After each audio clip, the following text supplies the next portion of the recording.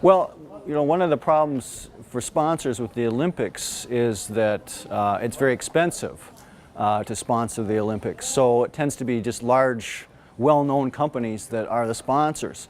So one of the benefits of sponsoring is typically building brand awareness, but when you already have 99% brand awareness, you aren't going to get much help on that. So then you're looking at associational benefits. So having your brand associated with the Olympics and all of the good things that the Olympics stands for, and you hope that some of that will rub off on your own brand image. And I think that's probably one of the main benefits of being an Olympic sponsor. Although there's also the hospitality aspect or the relationship marketing aspect where a firm will invite clients and so forth to the Olympics to wine and dine them. Although I understand that was a little bit of a problem this time because there were a lot of empty seats in the venues because clients were not showing up for their free tickets. So it doesn't always work, but that's one of the hoped-for benefits. One of the problems that marketers have with social media is that you lose control of the message to some degree because your customers and other parties can respond via social media about things that they like or dislike about your brand or your sponsorship activities. And of course, there have been some criticisms of companies like McDonald's who are known for making unhealthy foods, sponsoring something like the Olympics, which is known for healthy athletes. And so one of the things then as a sponsor in a situation like that is you have to make people see a fit. Fit between the sponsor and the thing being sponsored is a key aspect of getting some benefit from the sponsorship.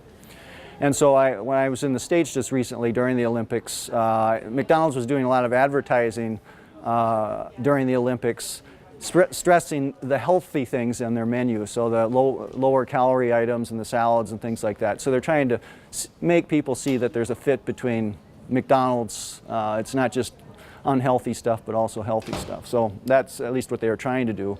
Whether it's successful or not, I don't know, but that's clearly their goal. I think the strict rules on using social media is part of the issue I spoke about previously, is it's trying to control the message a little bit. And of course, the Olympics is very concerned about the sponsors and more concerned about the non-sponsors because the sponsors pay a lot to be sponsors, and then you have companies that try to be seen as sponsors even when they're not.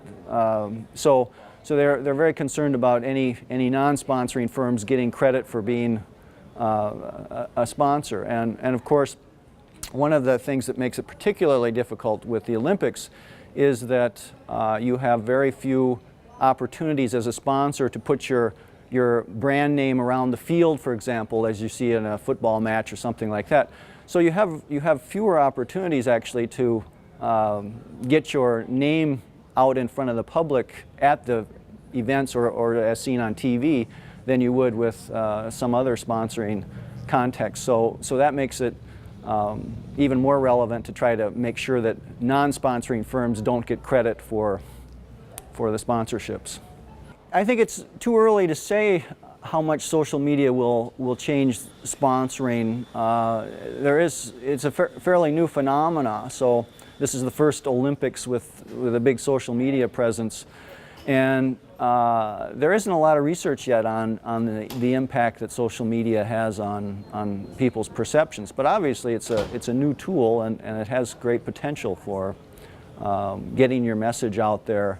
But as I said earlier, it also has a potential for losing control of that message. So it's a two-edged sword on that.